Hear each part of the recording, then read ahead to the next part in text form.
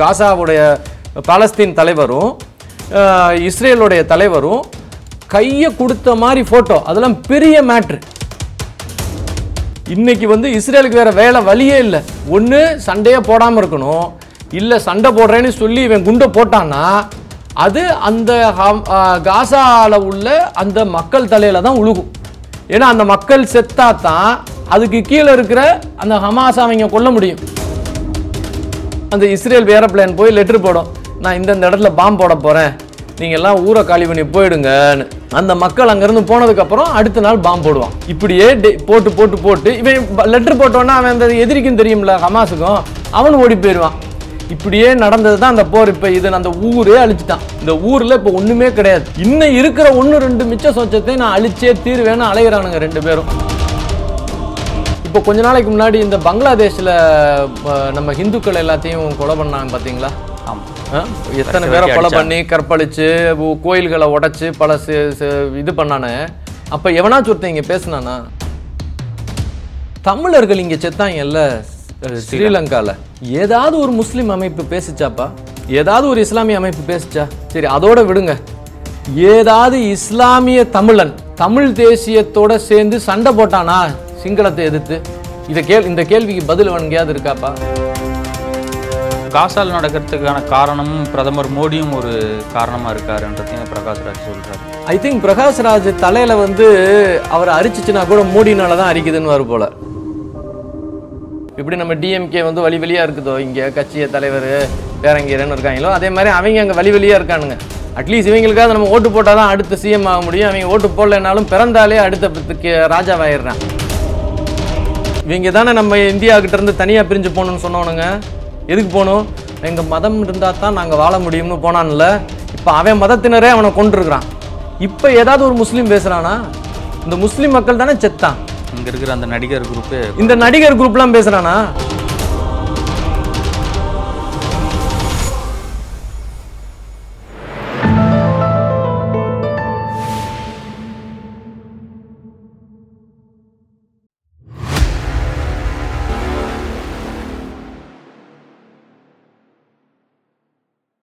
தாமரை TV நேயர்களுக்கு வணக்கம். இன்றைய நேர்காணலில் நம்முடன் இணைந்திருக்கும் சிறப்பு விருந்தினர் ஆர்கிடெக்ட் திரு ரமேஷ் சேதுராமன் அவர்கள். வணக்கம். இஸ்ரேல் காசா இரு நாடுகளுக்கும் இடையே ஒரு கான்ஃப்ளிக்ட் வந்து போய்கிட்டு இருக்கு. காசா மக்கள் கொத்து கொத்தாக கொல்லப்படுற செய்திகள் நம்ம தொடர்ச்சியாக பார்த்துக்கிட்டு இருக்கோம். இந்த இரு நாடுகளுக்கான கான்ஃப்ளிக்ட் வந்து எப்போது முடிவுக்கு வரும்? ஏன் அவங்க வந்து கொல்லப்படுறாங்க காசா மக்கள் அப்படின்ற ஒரு கேள்வி இருக்குது. நீங்கள் எப்படி பார்க்குறீங்க? இந்த காசா போரை பற்றி எல்லாரும் பேசுகிறாங்க. ஆனால் காசா போர் ஏன் நடக்குது, இதுக்கு முன்னாடி உள்ள சரித்திரம் என்ன அப்படின்றது நம்ம யாருக்கும் தெரிய மாட்டேங்குது. இப்போ அந்த சரித்திரம் மொத்தத்தையும் என்னால் இப்போ பேசினேன்னா மக்களுக்கு போர் அடிக்கும்.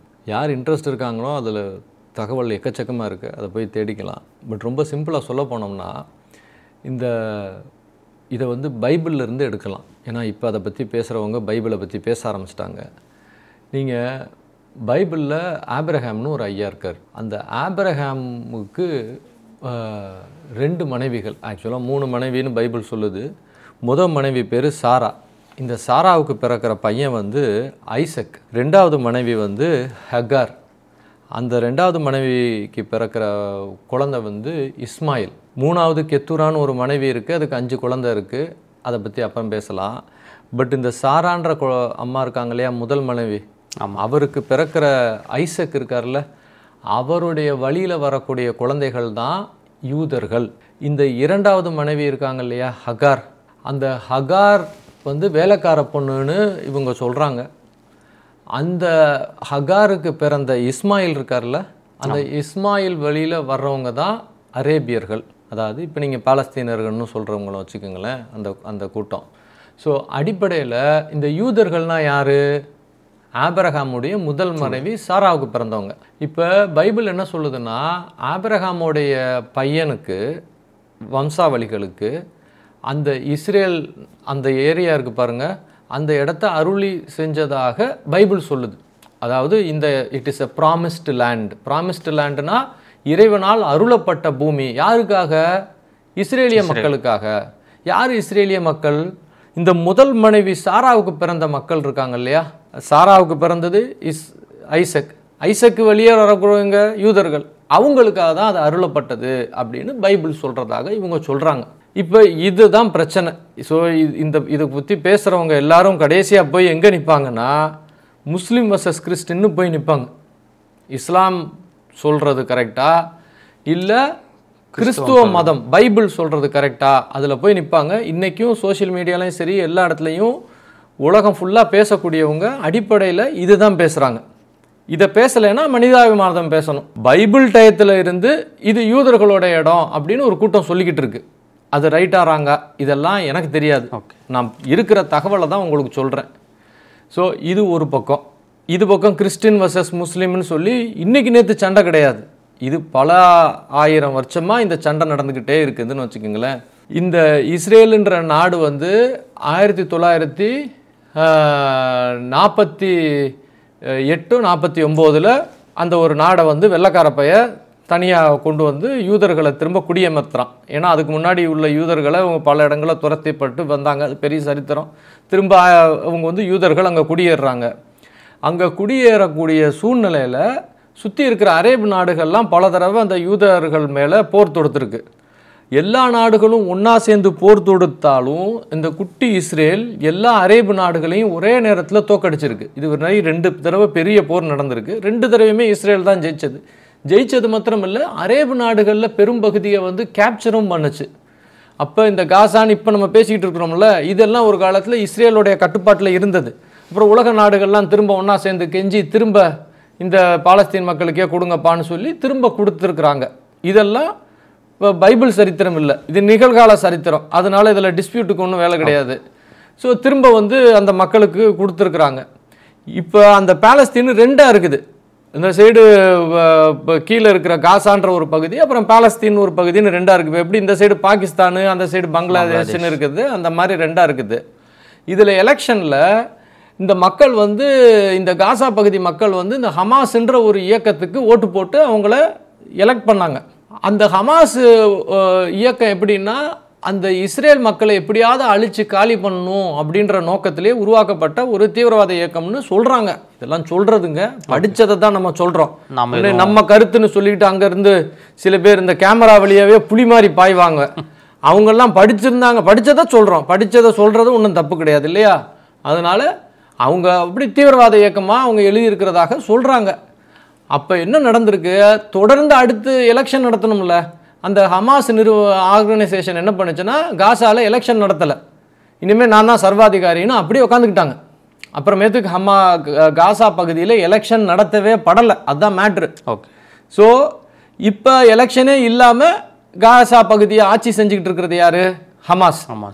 இப்போ இந்த ஹமாஸ் என்ன பண்ணாங்க, பல ஊர்களில் இருந்து வரக்கூடிய பணம், அவங்க நாட்டில் இருந்து வரக்கூடிய வரி பணம், இது எல்லாத்தையும் வச்சு அவங்க பூமிக்கு கீழே, நகரத்துக்கு கீழே ஒரு பெரிய நெட்வொர்க் ஆஃப் டனல்ஸை கட்டினாங்க. டனல்ஸ்னால் சுரங்க பாதைகள், சரிங்களா? இப்போ ஒரு பெரிய நகரம் இருக்குது, அந்த நகரத்துக்கு கீழே சுரங்க பாதைகள்லாம் கட்டின மாதிரி ஒரு பெரிய சுரங்க பாதையை கட்டியிருக்கிறாங்க. அந்த சுரங்க பாதைக்குள்ளே ஆயுதங்களை எல்லாம் வச்சுருக்கிறாங்க. இது ஒரு டிஃபென்ஸ் மெக்கானிசம் மாதிரின்னு வச்சுக்கோங்களேன். இவங்க இதெல்லாம் பார்த்துக்கிட்டே இருந்தாங்க இஸ்ரேல்காரங்க. இந்த இஸ்ரேலில் இந்த சூழ்நிலையில் இந்த பெஞ்சமின் நெத்தன்யாகு அப்படின்னு ஒரு தலைவர் வந்து வர்றார், ஆட்சிக்கு வர்றார். இந்த நெத்தன்யாகுவை பற்றி இன்னும் நிறையா கதைகள் இருக்குது. அவர் மேலே நிறையா கரப்ஷன் கேஸ் இருக்குது, அந்த கேஸுகள்லாம் அது இதுன்னு சொல்லி இருக்குது. நான் 2 சைடும் பேசுகிறேன், நான் ஒரு சைடு மாத்திரம் சாதகமாக பேசலை. ஸோ பெஞ்சமின் நெத்தன்யாகு பிரகாரம் பற்றியும் நிறையா கரப்ஷன் கேஸ் இருக்குதுன்னு சொல்லிட்டு இருந்தாங்க. இந்த நிலைமையில் அக்டோபர் 7, 2023 இந்த ஹமாஸ் தீவிரவாதிகள் ஒரு கூட்டமாக சேர்ந்து இந்த இஸ்ரேலில் பாவப்பட்ட மக்கள் சும்மா பார்ட்டி பண்ணிருந்தானுங்க. ஒரு சும்மா நோவா பார்ட்டி, மியூசிக் பார்ட்டின்னு. இப்போ இந்த இளையராஜா மியூசிக் பார்ட்டிலாம் இருக்குல்ல, அவங்க பாடுவாங்கல்ல, அந்த மாதிரி பாடிக்கிட்டு இருந்து ஆடிக்கிட்டு இருந்தானுங்க. இவங்க அங்கே போய் எல்லாரையும் சுட்டு கொன்று பெண்களையெல்லாம் வந்து பல மாதிரி ரொம்ப இவங்க என்ன பண்ணுவாங்கன்னு உங்களுக்கு தெரியும்ல, அந்த மாதிரிலாம் பண்ணி ஊருக்குள்ளே புகுந்து அங்கே உள்ள குழந்தைகளையெல்லாம் கொன்று, குழந்தைங்களுக்கு முன்னாடியே அவங்க தாய்மார்களை பல இது பண்ணி ஆண்களை கொலை செஞ்சு அங்கேருந்து இப்போ 100கணக்கான பேரை பிடிச்சி கொண்டு போய் பணைய கைதியாக வச்சுக்கிட்டானுங்க. இப்போ இது நடந்த உடனே இஸ்ரேல் சும்மா இல்லை, இஸ்ரேல் என்ன பண்ணுச்சு, அட்டாக் பண்ணிடுச்சு. அப்போ தான் இந்த போர் தொடங்குது. இப்போ எல்லாரும் என்ன பேசிக்கிட்டு இருக்கிறானுங்கன்னா, இஸ்ரேல் போய் அட்டாக் பண்ணிடுச்சுன்னு தான் பேசுறாங்க. காசா இதனால பாதிக்கப்படும் சொல்லிட்டு நம்ம தமிழகத்துல இருக்கக்கூடிய நடிகர்கள் எல்லாம் வந்து இங்க குரல் கொடுக்குறாங்க. அவங்க நம்ம தமிழர் நடிகர்லாம் ஆர்ப்பாட்டம் பண்ணுவானுங்க. ஆனா இதை அட்டாக் பண்றதுக்கு முன்னாடி என்னன்னு சொல்லணும்ல. இப்போ ஒருத்தன் போய் லாரியில மோதிட்டான், மோதினோன்னா கீழே விழுந்தவன் தலை உடஞ்சிருச்சுன்னு வச்சுங்க, ஐயோ பாரு இந்த தலையில இருந்து ரத்தம் வருது, ஏன்டா ரத்தம் வருது, மோதினாலதான் ரத்தம் வந்தது. இப்போ அவன் ஏன் மோதினான்றதையும் சொல்லணும்ல. இவங்க போய் அடிச்சாங்க, யாரு இந்த ஹமாஸ்ன்ற கோஷ்டி போய் இவங்கள அடிச்சது. இவங்க இப்போ என்ன பண்ணிட்டாங்க, திரும்ப அடிக்கிறாங்க. இப்போ இதில் மேட்ரு என்னன்னா, இப்போ தான் பெஞ்சமின் நெத்தனியாகுன்ற ஆள் வர்றாப்புல. இந்த பெஞ்சமின் நெத்தனியாகு யாருன்னா, இந்த காசான்ற ஊரையே டோட்டலாக முடிச்சு விடணும்னு முதல்ல இருந்தே கங்கணம் கட்டிக்கிட்டு இருக்கிற ஒரு அரசியல் தலைவர். ஏன்னா இதுக்கு முன்னாடி பல அரசியல் தலைவர்கள் அங்கே இருந்தாங்க, எங்க இஸ்ரேலில். அவங்கள பாசிபிஸ்ட்லாம் இருந்தாங்க, காந்தி மாதிரி ரொம்ப நல்ல மனுஷங்க, காந்தி அளவுக்கு இல்லை இருந்தாலும் ரொம்ப நல்ல மனுஷங்கள்லாம் இருந்தாங்க. அதில் ஒருத்தர் ரூபின் அப்படின்னு ஒருத்தர், அவர்லாம் உண்மையிலே ரொம்ப நல்ல மனுஷன். அவர் வந்து காசா மக்களை வந்து நம்ம அரவணைச்சு போகணும், 2 நாடு கூட கொடுக்கலான்ற ரேஞ்சுக்கெல்லாம் போய் அங்கே வந்து அப்போ யாசர் அரஃபாத்னு ஒருத்தர் இருந்தார், அவர் கூட சேர்ந்து அமெரிக்காவில் போய் ரூபின் அப்படின்ற ஐயாவும் யாசர் அரஃபாத்தும் அமெரிக்காவில் வந்து அமெரிக்க பிரதமராக அப்போ இருந்தவர் வந்து கிளிங்டன் நினைக்கிறேன், அவங்க முன்னாடி 2 பேரும் கை கொடுத்த மாதிரி ஃபோட்டோ இருக்குது. அதெல்லாம் பெரிய அதிசயம். ஒரு காசாவுடைய பாலஸ்தீன் தலைவரும் இஸ்ரேலுடைய தலைவரும் கையை கொடுத்த மாதிரி ஃபோட்டோ, அதெல்லாம் பெரிய மேட்ரு. அந்த ஃபோட்டோ வெளியே வந்த உடனேயே அன்னைக்கு இருந்த ஒரு இளைஞராக இருந்த பெஞ்சமின் நெத்தனியாகு அவங்க ஊர் மக்கள்கிட்ட புரட்சி பண்ணுறாரு. ஒரு எதிரி நாட்டுக்காரங்கிட்ட போய் கையை கொடுத்துட்டு வந்திருக்கிறாரு இந்த ஆள், நம்ம நாட்டு பிரதமர், இவர் எதுக்கணும்னு சொல்லி ஆரம்பித்தவர் தான், ஒரு தலைவராக வர்றவர் தான் பெஞ்சமின் நெத்தனியாகு. முதல்ல இருந்தே பிரிவினைவாதத்தை ரொம்ப தன்னுடைய அடிப்படையாகவும் இந்த பாலஸ்தீன் மக்களை எதிர்வினை உருவாக்கியும் வந்தவர். அவர் மேலே கரப்ஷன் கேசஸ் இருக்குது. இப்போ அந்த கேசஸ்களெல்லாம் வந்து மழுங்கடிக்கிறதுக்கு தான் இந்த போரை உருவாக்குறதாக சில மனிதர்கள் சொல்கிறாங்க. அது நம்மளுக்கு தெரியாது.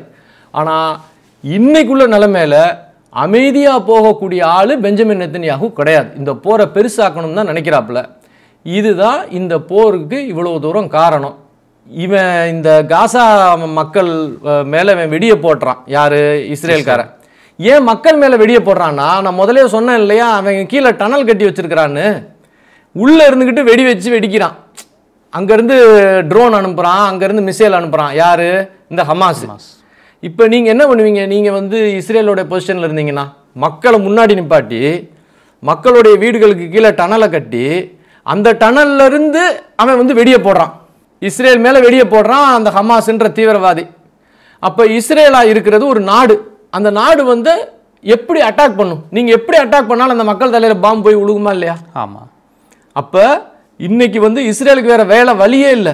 ஒன்று சண்டையே போடாமல் இருக்கணும், இல்லை சண்டை போடுறேன்னு சொல்லி இவன் குண்டை போட்டான்னா அது அந்த காசாவில் உள்ள அந்த மக்கள் தலையில் தான் உழுகும்.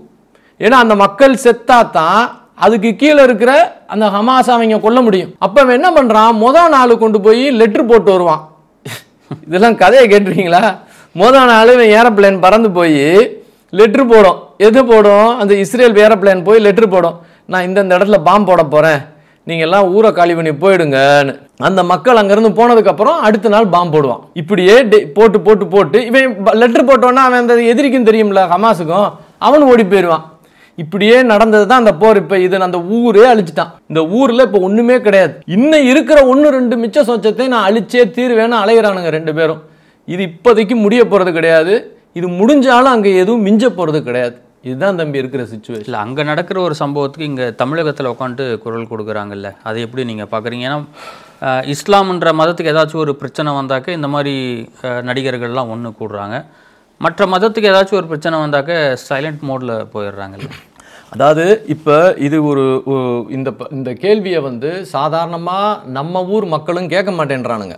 இந்த காஷ்மீரில் உள்ள பிராமின்ஸ் இருக்காங்கல்ல, பண்டிட்ஸ், அவங்களையெல்லாம் அடித்து கொலை பண்ணி அவங்கள பல கற்பழித்து பல பிரச்சனைகளை பண்ணி அங்கேருந்து துரத்தி விட்டானுங்க.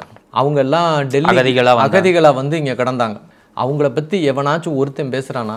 ஒரு பேர் பேச மாட்டான். ஒரு புஸ்தகம் எழுதியிருக்காது, ஒன்றுமே இருக்காது. அதை பற்றி எவனாச்சும் பேசினானா தப்புன்னுவான். இப்போ கொஞ்ச நாளைக்கு முன்னாடி இந்த பங்களாதேஷில் நம்ம ஹிந்துக்கள் எல்லாத்தையும் கொலை பண்ணாங்க பார்த்தீங்களா? ஆமாம். எத்தனை பேரை கொலை பண்ணி கற்பழித்து கோயில்களை உடைச்சி பல இது பண்ணானே. அப்போ எவனாச்சும் ஒருத்தன் இங்கே பேசினானா? இப்போ நடுவில் இந்த கூட்டமாக சேர்ந்தாங்களே டேரக்டருங்க, தமிழ் டேரக்டருங்க, அவன் யாராருங்க தம்பி? பிரகாஷ்ராஜ் ஐயா ஒருத்தர், சத்யராஜ், வெற்றிமாறன், அப்புறம் வேற யாரு? திருமாவளவன் எம்பி. இவங்க யாராவது நம்ம மக்கள் அங்கே சாகும் போது இங்கே பேசினாங்களாப்பா? இல்லை. தமிழர்கள் இங்கே செத்தாங்கல்ல ஸ்ரீலங்காவில், ஏதாவது ஒரு முஸ்லீம் அமைப்பு பேசிச்சாப்பா? ஏதாவது ஒரு இஸ்லாமிய அமைப்பு பேசிச்சா? சரி, அதோட விடுங்க. ஏதாவது இஸ்லாமிய தமிழன் தமிழ் தேசியத்தோட சேர்ந்து சண்டை போட்டானா சிங்களத்தை எதிர்த்து? இந்த கேள்விக்கு பதில் எங்கேயாவது இருக்காப்பா? அங்கேயும் ஸ்ரீலங்காலையும் பார்த்தீங்கன்னா முஸ்லீம் பார்ட்டின்னு தனியாக வச்சுக்கிட்டானே ஒழிய எல்டிடியோட அவங்க சேரல. இஸ்லாமிக் பார்ட்டின்றது தனியாக வச்சுக்கிட்டானே ஒழிய எல்டிடி தான் துப்பாக்கி ஏந்தி போராடின எல்டிடிக்கு உதவியாகவே அவங்க இல்லை. அவங்க தன்னோட முஸ்லீம்னு தான் பார்த்தானுங்களே ஒழிய தமிழ்ன்னு அவங்க பார்க்கல. ஆனால் செத்த தமிழை எல்லாம் அந்த முஸ்லீமுக்கும் சேர்த்தான். நல்லா தெரிஞ்சுக்குங்க. இந்த உண்மையை எவனாவது ஒருத்தன் பேசுறானா? இஸ்லாமியர்கள்னு தான் ஸ்ரீலங்காவில் இருக்கிற முஸ்லீம்ஸ் தன்னை பார்த்துக்கிட்டானே ஒழிய தன்னை தமிழ்ன்னு அவன் பார்க்கல. ஆனால் தமிழ் கூட்டம்னு ஒன்று செத்துச்சு இல்லை, அது இஸ்லாமியர்களோட விடுதலைக்கும் சேர்த்து தான் செத்துச்சு. அதே சம்பவம் தான் இப்பயும் ஏதாவது ஒரு பிரச்சனைனா, முஸ்லீமுக்கு ஒரு பிரச்சனைனா அவங்க ஒன்றும் சேர்ந்துக்குவானுங்க. ஆனால் இந்த கோஷ்டிகள் இருக்கு பாருங்க, நம்ம பிரகாஷ்ராஜ் ஐயா மாதிரி ஆளுங்க கோஷ்டி, அந்த கோஷ்டிகள் விவரம் தெரிஞ்ச கோஷ்டிகள் தான். எல்லாம் படித்தவங்க தானே. டேரக்டராக இருக்கிறாங்கன்னா மக்கள்லாம் ஒரு டேரக்டர் ஆக முடியுமா? எல்லா பக்கமும் படித்து தெளிஞ்சவங்க தான் டேரக்டர் ஆக முடியும். அப்போ அந்த அளவுக்கு புத்திசாலிகள். காசால் நடக்கிறதுக்கான காரணமும் பிரதமர் மோடியும் ஒரு காரணமாக இருக்காருன்றதையும் பிரகாஷ்ராஜ் சொல்கிறாரு. ஐ திங்க் பிரகாஷ்ராஜ் தலையில் அவர் அரிச்சிச்சுன்னா கூட மோடினால தான் அரிக்குதுன்னு போல. அவர் வீட்டு டாய்லெட்டில் தண்ணி வரலன்னா கூட மோடி தான் தண்ணியை மேலே டேங்க்கில் மோடி உட்காந்து தண்ணியை மூடி விட்டாருன்னு கத்துவாப்பில் போல். பிரகாஷ்ராஜ் இவ்வளோ பெரிய புத்திசாலி, இவ்வளோ திறமையானவர், தன்னைத்தானே ஒரு காமெடி பீஸாக ஏன் மாற்றிக்கிறாருன்னு தெரியல. கேட்குற ஒரு ஆட்டோக்காரனுக்கு கூட தெரியாதா? என்னையா அது எங்கேயோ சண்டை நடக்கிறதுக்கு மோடி தான் காரணம்னு இந்த ஆள் சொல்கிறான்.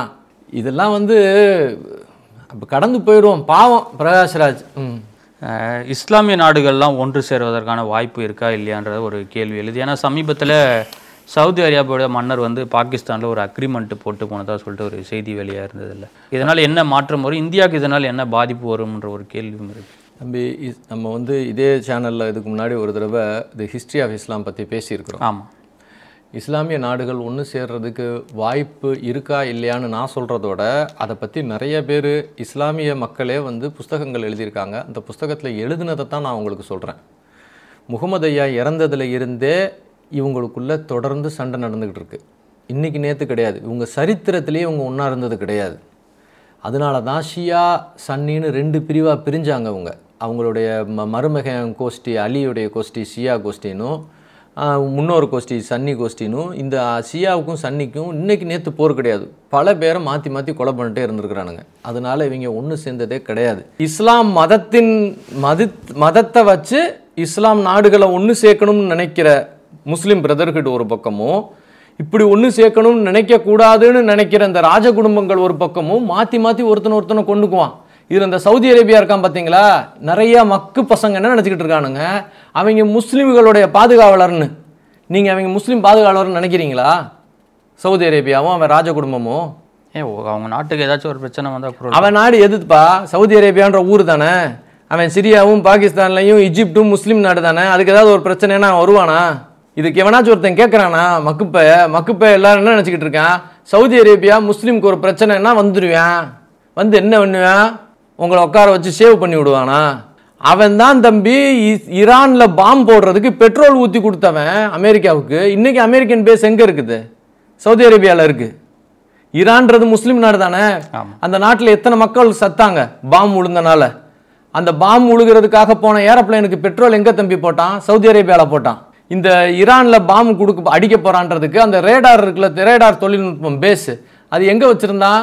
பலுச்சிஸ்தான்னு பாகிஸ்தான் பேஸ் வச்சுருந்தான். அப்போ அமெரிக்கா ஈரானை கொல்றதுக்கு ரேடார் தொழில்நுட்பத்துக்கு உதவி பண்ணது யாரு? பாகிஸ்தான்ன்ற ஒரு முஸ்லீம் நாடு. ஒரு முஸ்லீம் நாடை கொல்றதுக்கு பெட்ரோல் ஊற்றி கொடுத்து உதவி பண்ணது யாரு? சவுதி அரேபியான்ற முஸ்லீம் நாடு. ஒரு முஸ்லீம் நாடை கொல்லுது. முஸ்லீமுக்கு பாதுகாவலனா சவுதி அரேபியா? ஏதாவது ஒரு முஸ்லீம் கஷ்டப்படும் போது வந்திருக்கானா சவுதி அரேபியா? அந்த காசால இத்தனை பேர் சாகுறான்ல. கடந்த காலத்தில் எப்படி இருந்தாங்களோ இல்லை, இப்போ அக்ரிமெண்ட் போட்டிருக்காங்களா, அதில் காரணம் என்னன்றது தெரியும். நீங்கள் கொஞ்சம் யோசிச்சு பார்க்கணும். காசால இத்தனை குழந்தைங்க சாகுது, இத்தனை பேர் சாகுறான். இங்கே இருக்கிற டேரக்டர் பயல்கள்லாம் உட்காந்துக்கிட்டு மீட்டிங் போட்டுக்கிட்டு இருக்கான் தெருமுனையில். அவங்க சவுதி அரேபியா உதவிக்கு வந்தானா? ஈஜிப்ட் உதவிக்கு வந்தானா? அவனெல்லாம் முஸ்லீம் நாடு தானே. காசால குழந்தை சாகுது இல்லை? அவசர அவசரமாக செவர் கட்டுறான் ஈஜிப்ட். இங்கிட்டு வந்து தப்பிச்சிடாத உள்ளே கிடந்து சாவுன்னு. இவங்க எல்லாம் மனுஷங்களா தம்பி? மனிதாபிமானம் இவங்களுக்கு இருக்குதா? இவ கேட்டால் நாங்கள் முஸ்லீம்களை பாதுகாப்போம். இவங்க என்னைக்கு முஸ்லீம்களை பாதுகாத்துருக்கானுங்க? என்னைக்காவது முஸ்லீம்களை பார்த்துருக்காங்க? சரித்திரத்திலே முஸ்லீம்களை இவங்களை பாதுகாத்ததே கிடையாது. முஸ்லீம்களை கொல்றதுக்கு இவங்க பெட்ரோல் போட்டு அனுப்புகிற கோஸ்டிங்க. இப்போ இருக்கான் பார்த்தீங்களா யார்? இந்த சவுதி அரேபியான்னு நீங்கள் சொல்கிறீங்கல்ல, அவன் இதுக்கு முன்னாடி பல தடவை இன்னொரு நாடோட சண்டை போட்டிருக்கேன். அது எந்த நாடுன்னு நினைக்கிறீங்க? நீங்கள் கூகுளில் போய் பாருங்கள், எங்கள் இன்டர்நெட்டில் எங்கே வேணாலும் செக் பண்ணுங்கள். இப்போ எப்படி நமக்கு நேர் விரோதி பாகிஸ்தான் அடிக்கடி நம்ம கூட நோண்டிக்கிட்டு லடாய் பண்ணிட்டு தெரியும், கரெக்டா? அதே மாதிரி சவுதி அரேபியாவுக்கு நேர் விரோதி ஒருத்தர் இருக்கான். அவன் யாருன்னா இந்த ஹூத்தி அப்படின்னு ஒரு ரிபல் குரூப். அவங்க இந்த ஏமன்ற பகுதியில் இருக்கிறானுங்க. இந்த ஹூத்தி ரிபல் குரூப் இருக்கான்ல, இவன் சவுதி அரேபியாவுடைய பெட்ரோல் கிணறு மேலெல்லாம் குண்டை போட்டான்னு நடுவில் நியூஸ்லாம் வந்தது. அந்த இதை அனுப்பி, அது பேர் என்ன, அந்த ட்ரோன் அனுப்பி குண்டை போட்டான்னு நியூஸ்லாம் வந்தது. நீங்கள் மறந்துருப்பீங்க, யூடியூப்பில் போய் பார்த்தீங்கன்னால இப்போ இருக்கு அந்த படம், வீடியோவே இருக்கு. அவன் வந்து உழுவு சாகிறதெல்லாம். அப்போ இந்த ஹூத்தி ரிபல் யாருன்னா இந்த ஈரான் இருக்கான் பார்த்தீங்களா, இவன் காசு கொடுத்து தான் அந்த கூட்டத்தை வச்சிருக்கிறான். இந்த ஹூத்தின்ற ரிபல் அவன் எங்கே இருக்கிறான்? அந்த சவுதி அரேபியா பார்டரில் யமன் பக்கத்தில் இருக்கிறான். இந்த ஹூத்தி ரிபலை அடிக்கிறதுக்கு யார் கப்பலை அனுப்பினவன் யாருன்னா அமெரிக்கா. இப்போ உங்களுக்கு புரிஞ்சுக்கிச்சிங்களா அந்த வட்டம் என்னன்னு? இங்கே கீழே இஸ்ரேலும் காசாவும் அடிச்சுக்கிறான், ரஷ்யாவும் யுக்ரைன் அடிச்சுக்கிறான். இந்த போர்களுக்கு ரெண்டுக்கும் ஒரு சம்பந்தம் இருக்குது. ஆனால் அதே நேரத்தில் இஸ்லாமிய நாடுகள் இவங்களுக்குள்ளே அடிச்சுக்கிறானுங்க. இவங்களுக்குள்ளே அடிச்சுக்கிட்டு இப்போ பாகிஸ்தானோட ஒரு ட்ரீட்டி சைன் பண்ணியிருக்கான். யார்? சவுதி அரேபியான்றவன். இப்போ சவுதி அரேபியா பாகிஸ்தானோட ட்ரீட்டி சைன் பண்ணது யாருக்காகன்னு நாங்கள் நினைக்கிறேன்னா, கூடிய விரைவில் திரும்ப ஒரு போர் வரப்போகுது. அந்த போர் யாரை நோக்கி வரப்போகுதுன்னா ஈரானை நோக்கி வரப்போகுது. இது எழுதி வச்சுக்கோங்க. இப்போ என்ன, நம்ம இன்னைக்கு எந்த வருஷம் பேசுகிறோம்? 2025 பேசுகிறோமா? அக்டோபர் மாதம் பேசுகிறோம். இன்னும் கொஞ்ச நாள், சில மாதங்கள் இல்லை வருடங்கள் கூட போகாது, இன்னும் சில மாதங்கள். அந்த மாதங்களுக்குள்ள ஈரானுன்ற நாட்டை துவைக்க போகிறான் இஸ்ரேல். அமெரிக்காவும் இஸ்ரேலும் சேர்ந்து ஈரானை கட்டாயம் துவைப்பான். அவன் துவைக்கும் போது இவங்களுக்கு சப்போர்ட்டாக வரக்கூடிய நாடு யார்? ஹூத்திஸ்ன்றவன் ஒரு குட்டி ரிபல் ஃபங்க்ஷன். அவன் அங்கேருந்து இஸ்ரேல் மேலே குண்டு போடுறது, போகிற வர கப்பல் மேலே குண்டை போடுறது, அமெரிக்காவுடைய கப்பல் மேலே குண்டை போடுறதெல்லாம் பண்ணிருப்பான். இவன் சவுதி அரேபியா மேலேயும் குண்டை போடுறவன். இந்த ஹூத்திஸை அடிக்கிறதுக்கு தான் இவன் ரேடார் தொழில்நுட்பம் கொடுத்தான். யாரு? இந்த பாகிஸ்தான்ன்றவன், பலுச்சிஸ்தான் ஏரியால இருந்து. பாகிஸ்தான் இதுக்கு முன்னாடி 4-5 தடவை ஈரான் மேலே வேற மிசைல் அனுப்பியிருக்கான், மறந்துடாதீங்க. இதெல்லாம் நடந்திருக்கு. இதெல்லாம் தெரியாது இங்கே இருக்கிற முஸ்லீம்களுக்கு. இவங்க என்ன நினைச்சுக்கிறாங்க? முஸ்லீம்ன்றனாலே ஒன்றா இருக்காங்கன்னு நினச்சிக்கிட்டு இருக்கிறானுங்க. கூடிய விரைவில் இந்த ஈரான் மேலே இந்த இஸ்ரேல்காரன் போட்டு தாக்க போகிறான்.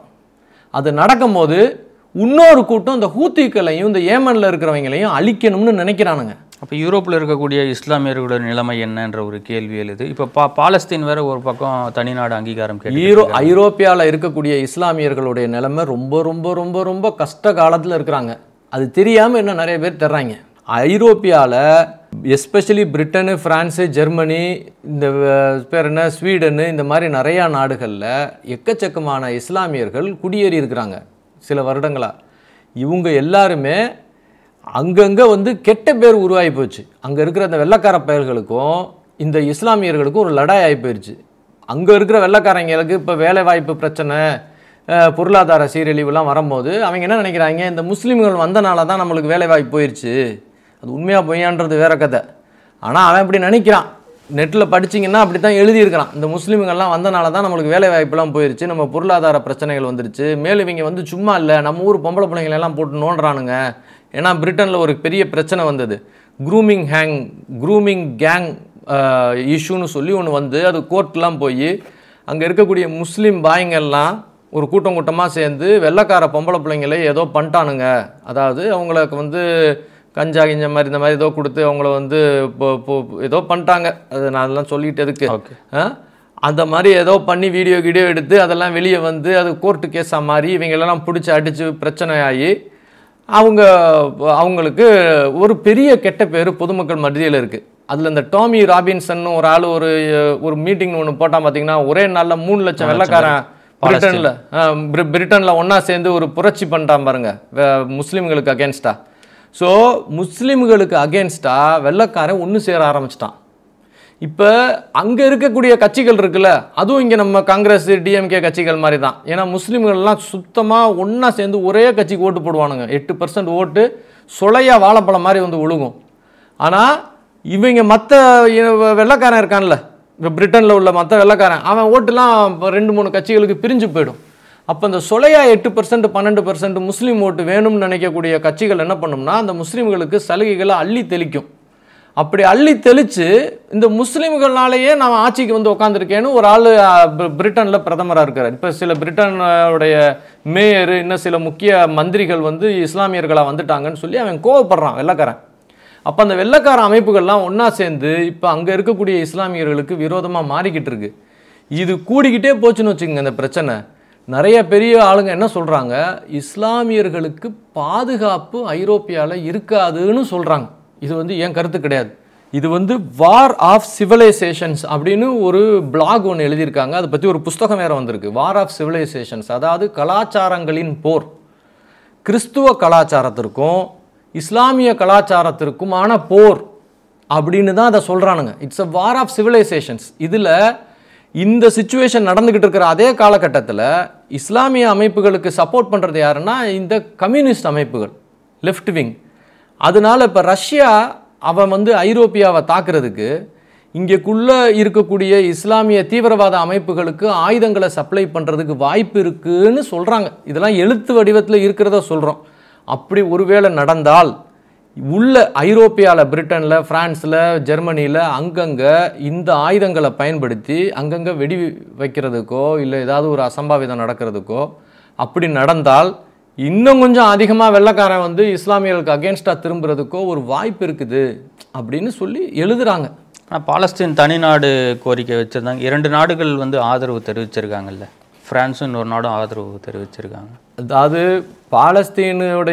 பாலஸ்தீனுக்கு ஒரு தனி நாடு ஸ்டேட்டஸ் கொடுக்கணும்னு யூஎனில் வந்து ஆதரவு தெரிவித்த நாடுகளில் நிறைய நாடுகள் வந்து அமெரிக்காவுக்கு ஃப்ரெண்டு நாடுகள். அதுதான் அதில் உள்ள பெரிய அதிசயம். பிரிட்டன், ஃப்ரான்ஸ்லாம் தொடர்ந்து அமெரிக்காவுக்கு ஃப்ரெண்டு நாடு. இது வந்து ஒரு தாதா கூட்டம் மாதிரி தம்பி. உலக தாதாவில் பெரிய தாதா யாருன்னா அமெரிக்கா தான். அந்த தாதாவுக்கு பின்னாடி எல்லா ரவுடியும் போய் நின்றுவான். ஆனால் இப்போ தான் தடவை அமெரிக்கான்ற அந்த தாதாவுக்கு பின்னாடி பிரிட்டன்ற தாதாவும் ஃப்ரான்ஸுன்ற தாதாவும் போய் நிற்க மாட்டேன்றான். ஏன்னா அவங்க அங்கே ஆட்சியில் இருக்கிறான்ல கட்சிக்காரன், அவன்லாம் என்ன நினைக்கிறான்னா, நம்ம ஓட்டு ஒரு 8% 12% ஓட்டு முஸ்லீம் ஓட்டு இருக்கே, நம்ம பாலஸ்தீனுக்கு ஆதரவாக பேசாமல் வேறு ஏதாவது பேசினோம்னா அவனை ஓட்டு குறைஞ்சி போயிடுமோன்னு பயப்படுறான். நான் புரிகிற மாதிரி பேசுகிறேன்னா, அப்போ அந்த கட்சிக்காரன் என்ன பண்ணுறான்னா, இந்த ட்ரம்ப் இன்னைக்கு இருப்பான் நாளைக்கு போயிடுவான், நம்ம வந்து ஒரு 8% ஓட்டை ஏன்டா இழப்பானே அப்படின்னு சொல்லிட்டு அவன் வந்து இப்போ பாலஸ்தீனுக்கு ஆதரவாக ஓட்டு போட்டிருக்கிறான். எங்கள் யூஎனில் இந்தியா வந்து பாலஸ்தீனுக்கு ஆதரவாக ஓட்டு போட்டிருக்கு. அது இன்னைக்கு நேற்று இல்லை, அது அந்த காலத்திலேருந்து நம்ம பாலஸ்தீனை 2 ஸ்டேட் சொல்யூஷனில் அதை ரெகக்னைஸ் பண்ணுறோம். ஆனால் இவனுங்க என்றைக்குமே பண்ணது கிடையாது. யார்? பிரிட்டனும் ஃப்ரான்ஸும். இப்போ பிரிட்டனும் ஃப்ரான்ஸும் அவசரமாக ஆஸ்திரேலியா அவங்கெல்லாம் என்ன பண்ணுறானுங்கன்னா பாலஸ்தீனுக்கு ஆதரவுன்றான். ஏன்னா அவங்க ஊரில் ஒரு 8% ஓட்டு இருக்குது. இந்த டெமோக்ரஸிஸில் அது ரொம்ப முக்கியம். அந்த ஓட்டுக்காக அவன் அதை பண்ணுறான். ஆனால் இது இன்னொரு சிக்னல் என்ன காமிக்குதுன்னா, அமெரிக்கா தன்னுடைய சர்வ வல்லம ஆதிக்கத்தை உலகத்தில் இழந்துக்கிட்டு இருக்கிறது இது ஒரு சிக்னல். இப்போ இஸ்ரேல் என்ன சொல்கிறான், இன்றைக்கி ட்ரம்ப் நீ இருக்கிற வரைக்கும் நான் நல்லா இருப்பேன், நாளைக்கு வேற ஒருத்தன் வந்துட்டான் நான் ஓட்டு போட்டு அவன் எப்படி இருப்பான்னு நம்ம சொல்ல முடியாது, அதனால் நான் வந்து என்னுடைய ஆயுதங்களை நானே தயார் பண்ணிக்கணும், அதனால் நான் ஆயுத ஃபேக்ட்ரிகள்லாம் இங்கேயே போடணும், என் தொழில்நுட்பம் இன்ஜினியர்களை வச்சு நானே தயார் பண்ண போகிறேன்றான். அவன் தயார் பண்ணுறதுனா அவன் சின்ன நாடு, அவனுக்கு உதிரி பாகம்லாம் அவன் செஞ்சு கொடுப்பான். அவன் சைனா கிட்ட கொடுக்க முடியாது. எப்படி இருந்தாலும் சைனா இஸ்ரேலுக்கு சப்போர்ட் பண்ண மாட்டான். அப்போ யாருக்கிட்ட கொடுப்பான்னு நினைக்கிறீங்க? ஆனால் இந்தியா மேலே வரி விதிக்கிற ட்ரம்ப் அவர்கள் ஏன் சைனா மேலே போடலன்ற ஒரு கேள்வி எழுதலை. ஆனால் ரஷ்யா கிட்டேருந்து இந்தியாவும் சைனாவும் நேரடியாக எரிபொருள் வாங்குறாங்க. அதையும் அவர் மேற்கோள் காட்டி ஈவெண்ட்டில் அதாவது இந்தியா வந்து ரஷ்யா கிட்டேருந்து எரிபொருள் வாங்குது, பெட்ரோல் வாங்குது, அதனாலேயே இந்தியா குற்றவாளி நாடுன்னு சொல்கிற ட்ரம்ப்பு சொல்கிற அதே நாள் அன்னைக்கு $27 மில்லியன் யுரேனியம் அப்படின்ற தாது பொருளை ரஷ்யா கிட்டேருந்து வாங்கியிருக்கிறாரு. அப்போ அவரே வாங்கிட்டு தான் இருக்கிறாரு. இந்த இவங்க சொல்கிறாங்கல்ல, ட்ரம்ப்பு கூட நிற்கிறாங்கல்ல அந்த ஐரோப்பிய நாடுகள், அவங்களும் ரஷ்யா கிட்டேருந்து வாங்கிட்டு தான் இருக்காங்க. ஒரு பலசர கடையில் நீ மாத்திரம் போய் வாங்கக்கூடாது அப்படின்னு சொல்கிறாப்புல ட்ரம்ப்பு. சரி ஐயா சொல்கிறாப்புல ட்ரம்ப்பு அப்படின்னா அந்த வரிசையில் இவர் தான் போய் நிற்கிறாரு. என்னங்கய்யா நீங்கள் தான் சொன்னீங்க அந்த பலசர கடையில் வாங்கக்கூடாதுன்னு, இப்போ $27 மில்லியன் யுரேனியத்தை பொட்டலம் கட்டி கொண்டு வந்திருக்கிறீங்க அப்படின்னா நாங்கள் வாங்குவேன் நீங்கள் வாங்காதீங்க அப்படின்றார். அது எப்படி? நம்மளுக்கு எத்தனை கோடி, 148 கோடி மக்கள் இருக்கோம். நம்மளுக்கு பெட்ரோல் வேணுமா இல்லையா? அந்த பெட்ரோலில் இருந்தால் உரம் செய்கிறோம், நம்ம யூரியா அதெல்லாம் செய்கிறோம்ல, அதிலிருந்து தான் செய்கிறோம். அப்போ நம்ம விவசாயிகளுக்கு அது தேவையில்லை. அது நம்மளே ரஷ்யாக்கிட்டேருந்து வாங்கினா கம்மியான விலையில் யூரியா கிடைக்கும், நம்ம சோறு சாப்பாடுலாம் கம்மியான ரேட்டு கிடைக்கும், பெட்ரோல் டீசல்லாம் கம்மியாக கொடுக்க முடியும்ல. அப்போ நம்ம நாட்டு மக்களுக்காக தானே நம்ம நாட்டு அரசாங்கம் வேலை பார்க்கும். நம்ம என்ன பாகிஸ்தானா? பாகிஸ்தான் அரசு பாகிஸ்தான் மக்களுக்காக வேலை பார்க்காது, அது தெரியுமில்ல உங்களுக்கு. இப்போ அவங்க மக்கள் மேலே அவங்களே குண்டு போட்டிருக்காங்க பார்த்தீங்களா? ஆமாம். அதுக்கு பக்கத்தில் அவங்க ஊர் மக்கள் தலையில் நல்ல ஏரோப்ளைனை வச்சு நல்ல 8 குண்டை நச்சுன்னு போட்டிருக்குறானுங்க. போட்டு நிறைய பேர் செத்து போயிட்டாங்க. சாகும்போது எந்த கடவுளை கும்பிட்டு செத்தாங்கன்னு தெரியல எனக்கு. இவங்க தானே நம்ம இந்தியாக்கிட்டேருந்து தனியாக பிரிஞ்சு போகணுன்னு சொன்னவனுங்க. எதுக்கு போகணும்? எங்கள் மதம் இருந்தால் தான் நாங்கள் வாழ முடியும்னு போனான்ல. இப்போ அவன் மதத்தினரே அவனை கொண்டிருக்கிறான். இப்போ ஏதாவது ஒரு முஸ்லீம் பேசுகிறானா? இந்த முஸ்லீம் மக்கள் தானே செத்தான், முஸ்லீம் மக்கள் தானே செத்தான் தம்பி. இங்கே இருக்கிற அந்த நடிகர் குரூப்பு, இந்த நடிகர் குரூப்லாம் பேசுகிறானா? ஏண்டா ஒரு நாடு அந்த நாட்டு மக்களையே ஏரோப்ளேனை வச்சு குண்டு போட்டு கொள்ளுது. சும்மா போலீஸ்காரன் லாக்அப் டெத்துக்கு பேசல, நடக்கல. ஒரு நாட்டுடைய ஆர்மி ஏரோப்ளேனை கொண்டு போய் அவங்க நாட்டு பொதுமக்கள் மேலே குண்டு போட்டு கொத்து கொத்தா வில்லேஜா ஊராக கொள்ளுது. அதுக்காக எவனாச்சும் ஒரு லூசு பேசினானா? இங்கே ஏதாவது ஒரு ஜமாத்தில் பேசியிருப்பானா? செத்தவன்லாம் முஸ்லீம் தானே. அவன் சாகும் போது எவ்வளோ கஷ்டப்பட்டு செத்துருப்பான். அவனுக்கும் ஒரு முஸ்லீம் மனைவி, ஒரு முஸ்லீம் குழந்தை, அவனும் வீட்லேயும் ஒரு குரானு, அவனும் கும்பிடுறதுக்கு ஒரு மசூதி, இதெல்லாம் இருந்திருக்கும்ல. அந்த குண்டு விழுகும் போது அவங்க எல்லாரும் மொத்தமாக குண்டோட தானே கைலாசம் போயிருப்பாங்க. பாகிஸ்தானில் தானே நடக்குது. எவனாச்சும் முஸ்லீம் பேசினானா? அவனும் முஸ்லீம் தானே. அவனுக்கு பேசினானா? அந்த ஆளு பேர் என்னங்க, மிஸ்டர் பிரகாஷ் ராஜ். பாகிஸ்தானில் பாகிஸ்தான் நாடே கொண்டு பாகிஸ்தான் மக்கள் சாகுறாங்களே, அவங்களும் ரத்த கண்ணீர் வடிச்சிருப்பாங்களே, அவங்களுக்காக பேசுகிறாரா? அதுக்கு பேச மாட்டான். அதுக்கு அந்த சினிமா டைரக்டர்ஸ் அண்ட் நடிகர்கள்ஸ், அப்புறம் அந்த முஸ்லீம் என்ன ஜவஹர் உல்லா, அவர் என்ன கட்சியை சேர்ந்தவர்? மனிதநேய மக்கள் கட்சின்னு சொல்லிட்டு, மனித நேயம், திமுக கூட்டணியில். அதில் மாத்திரம்தான் மனித நேயம் இருக்கும் போல. இப்படி வெடி வச்சு நிறைய பேர் செத்து போனாங்களே கோயம்புத்தூரில், அந்த கத்திரிக்காய் விற்கிற பொம்பளைலாம் செத்துச்சே, பாவப்பட்ட அம்மாலாம். அதுக்கெல்லாம் மனித நேயமே இருக்காதா ஜவஹர் உல்லாவுக்கு? அவர் மாதிரி ஆளுங்கள்லாம் பேசுகிறத இன்னும் கேட்க வேண்டிய தலையெழுத்து நமக்கு இருக்குது. நீங்கள் இஸ்லாமியர்கள் பற்றி இவ்வளோ சொல்லியிருந்தீங்க, அந்த மதத்தில் என்ன நடக்குது, அவங்க ஏன் ஒற்றுமை இல்லை அப்படின்றதெல்லாம் பேசுனீங்க. ஆனால் இங்கே தீவிரவாத சம்பவம் நடக்கும்போது அதை இஸ்லாமியர்கள் தான் பண்ணுறாங்க அப்படின்ற ஒரு முத்திரையை எடுத்துகிட்டு போயிட்டு குத்துறதை நீங்கள் எப்படி பார்க்குறீங்க? எல்லா முஸ்லீம்களும் தீவிரவாதி இல்லை. ஆனால் ஏன் எல்லா தீவிரவாதிகளும் முஸ்லீம்களாகவே இருக்கிறாங்க அப்படின்ற கேள்வியை எல்லாரும் கேட்குறாங்க, நான் கேட்கல. அந்த கேள்விக்கு என்ன பதில்னு சொல்லி எனக்கு தெரிஞ்ச இந்த இஸ்லாமிக் ஸ்டடீஸ் ஸ்காலர் ஒருத்தர் இருக்கிறாரு, சலாவுதீன், அவர்கிட்ட கேட்டேன். அப்போ அவர் என்ன சொன்னார் அப்படின்னா, குரானில் சில வாசகங்கள் இருக்குது, அந்த வாசகங்களை இந்த தீவிரவாத அமைப்பினர் ஃபாலோ பண்ணுறாங்க. இப்போ இந்த ISIS தீவிரவாதிகள் சில பத்திரிகையாளர்களை கழுத்தை வெட்டினாங்க பார்த்தீங்களா? ஒரு வீடியோ வைரலாக எல்லாரும் பார்த்தாங்க. அப்போ அந்த ISIS தீவிரவாதிகள் கழுத்தை வெட்டும் போது அவங்க குரானில் ஒரு வாசகத்தை படிச்சுட்டு தான் கழுத்தை வெட்டுவாங்க. அந்த நீங்கள் டிவியில் இருக்குது பாருங்கள், வீடியோ யூடியூப்பில் இருக்குது. அப்போ அந்த தீவிரவாதிகள் அந்த குரானுடைய பக்கத்தை திருப்பி கேமராவில் காமிப்பாங்க.